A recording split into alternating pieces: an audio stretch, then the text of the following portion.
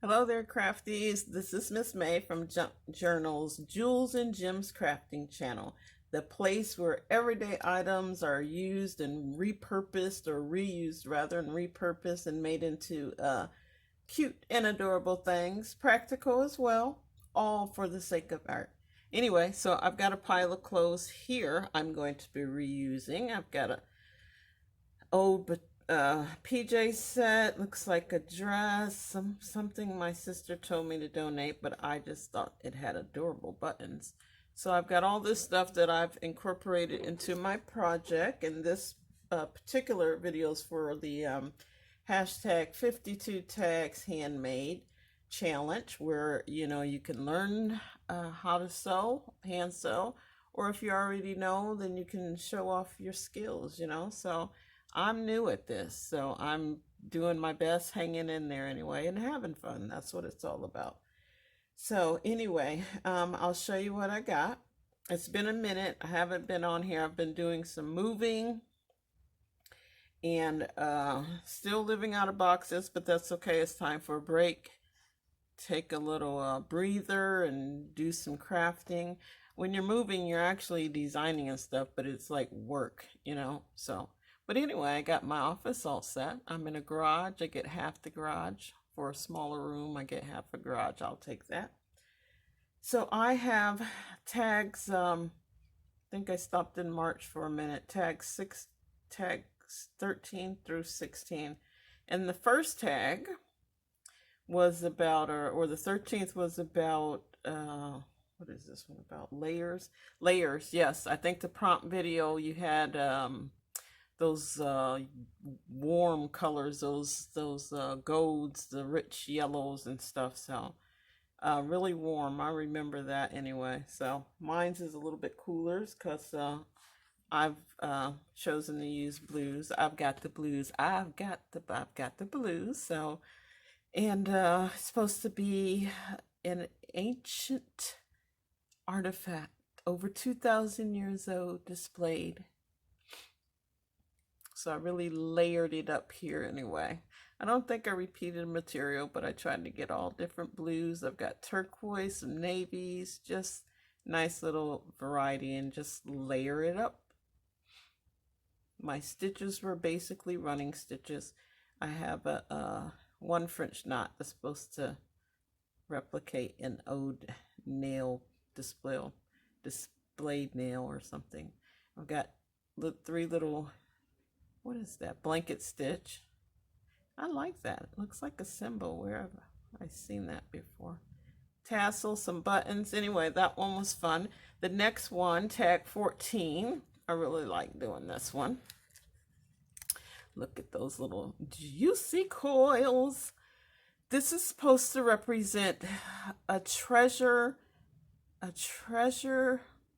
and a pocket. Yes, that was the prompt. A treasure and a pocket.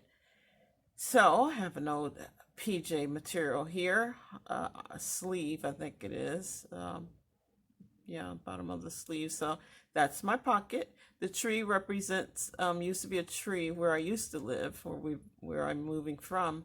Used to be a tree right outside my window, and it was in the neighbor's yard, land zone here, and it was just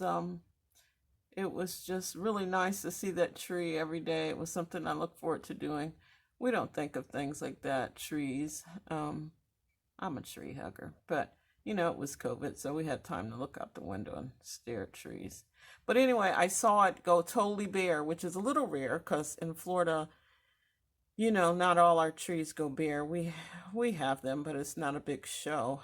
And so when this one totally emptied out, and then the top of this year, spring came in and the buds came in, and they were so, they were just so like neonish, and like, was that chartreuse? I think that word. It's supposed to be like an electric green. Oh, it just seems so unreal. But I tried to capture that color and throw it in with a bunch of other different greens, and that's my all my French knots that I just went overboard on. Tried to do a blanket stitch for a trunk down here. But this one was fun. I like this one.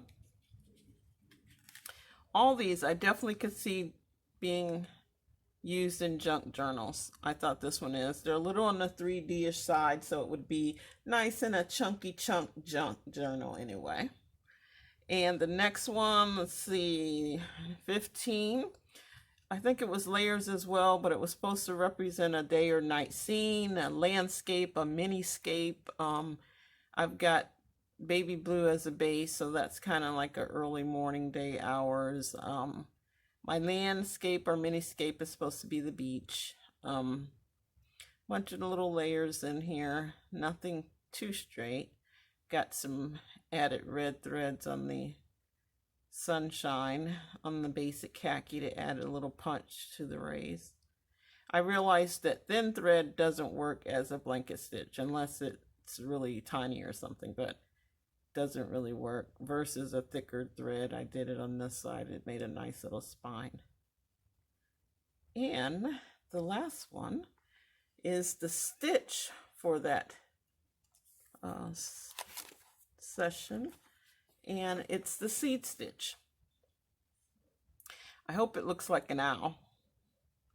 I did the seed stitch. I had 3 different embroidery yarns, so I thought that would help, but I think where I made the mistake, I remember Ann saying on the prompt video that a solid probably was better. I remember the like a sateen plum, I think it was, that you had. So I kind of started off and made it all busy. You couldn't see any definition. It kept going in between like a skull or a owl, so I did a blanket stitch to give it some definition as a rounded body. Got some blanket stitch shoes too.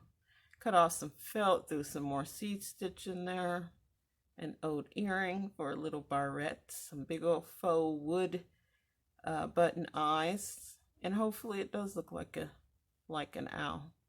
But that was the last one. I had fun with that. So I'm still playing catch up. I'm going to go ahead and do the next one, maybe as a part B or something. And thanks for watching. And I hope to, once I do the other video, I'll go ahead and take a peek around and give some comments on everyone's, just so I don't see what everyone's doing. I'm too tempted to peek. So anyway, thanks again for watching. Enjoy your day.